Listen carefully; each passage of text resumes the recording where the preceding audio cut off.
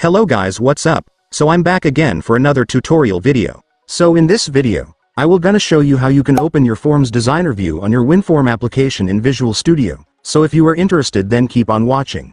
But before all that, if you are new to my channel, consider to like and subscribe for more videos like this, and also, you can comment down below if you have something that you want me to make a tutorial about. So without further ado, let's start the tutorial.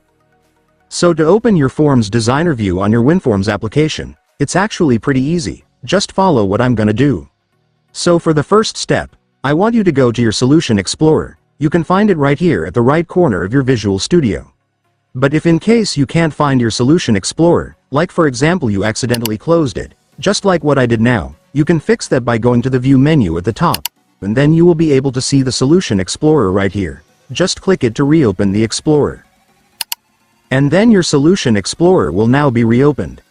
So here on your Solution Explorer, I want you to select the form for which you want to open the designer view off. So in my case, I have 2 total forms in my WinForm application, but I will just open the designer view of my first form, which is the form 1.